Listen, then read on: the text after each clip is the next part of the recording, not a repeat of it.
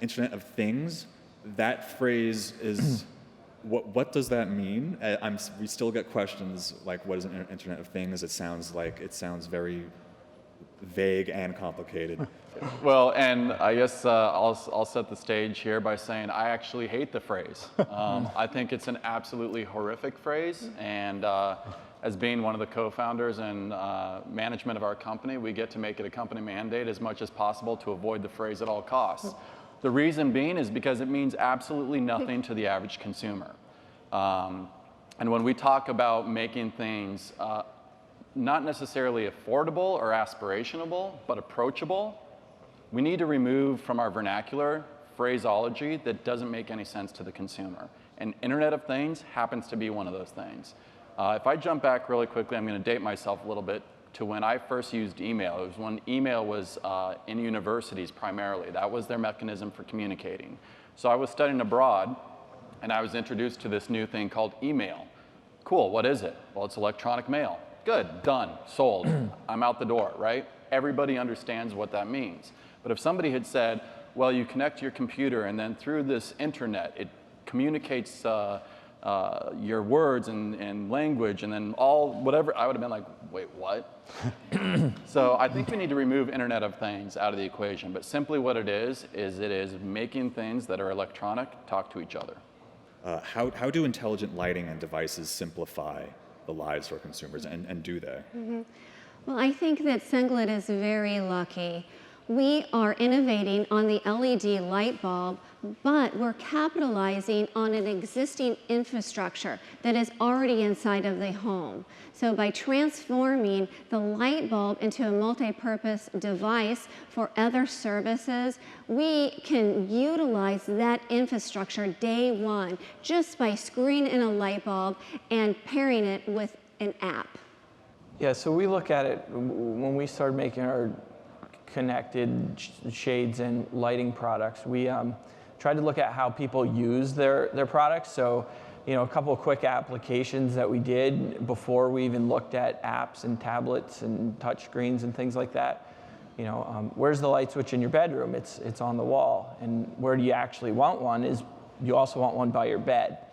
And so solving those little problems and making it very practical and everyday use is really what making the people in the home smarter is about. I think one of the nice things about the approaches many of these companies are taking is that, I mentioned some of these integrated systems before that are they come in and they wire up everything as a service provider. And then, of course, there have been a lot of point products. We've heard a lot about Nest, which I think has brought a lot of attention to the category, which has been a great thing.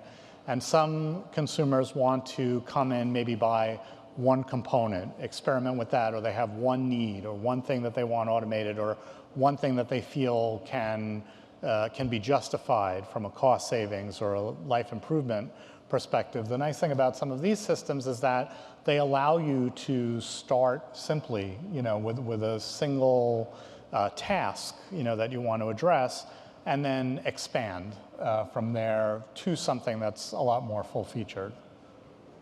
So how are homeowners' behaviors changing with these new devices and services being installed in their homes? Have you noticed any patterns?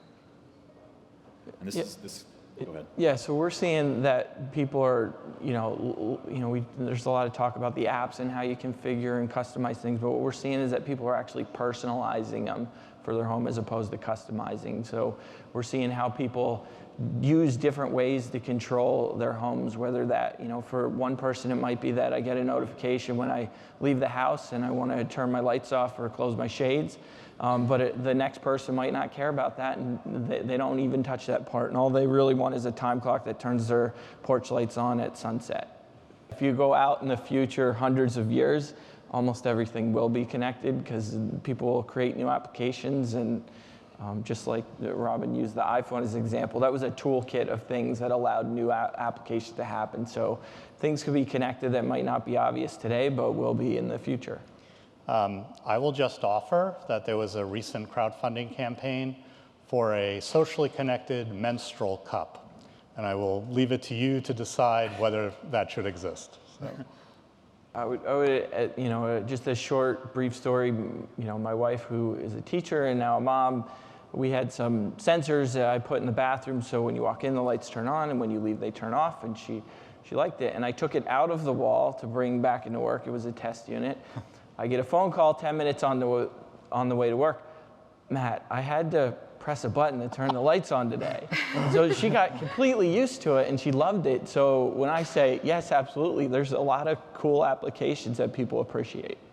And we've spent a lot of time on primary and secondary research. For example, running surveys or user groups to understand what is very impactful for the consumer and that end user.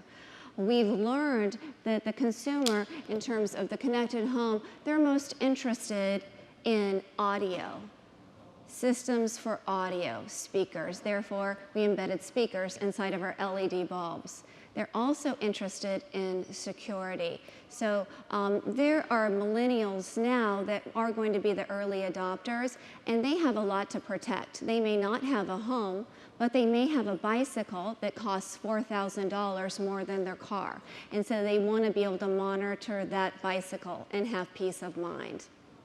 So those are the two areas for the smart home. Users are interested in audio as well as security. It's interesting. We actually, I think you can do market research until you're blue in the face, and the proof is in the pudding, meaning when they start buying your product and they start putting dollars behind it, that's when you see what resonates with consumers. In our experience, that process was done over the last 60 days when we raised our campaign. So we raised a little over $1.7 million by consumers. It wasn't through market research or anything else. These were people that were putting their money behind our product. And the things that were important to them, number one was security, and I'm talking about home security. Believe it or not, a very small percentage was actually concerned about AES and whether their information is encrypted, but there were a number of them that were. Security far and away. And then control. For us, it's interesting because the entertainment aspect, which we actually have built in, so control over your television, home theater, audio, was actually ranked very, very low. So it's interesting to us because I think that, again, you have a lot of data-driven points, but until people actually spend dollars, you don't really know what's going to resonate. And I think that that's really where you're measured, is where people who are opening their wallets and giving you money, then you know if you've hit the mark or not.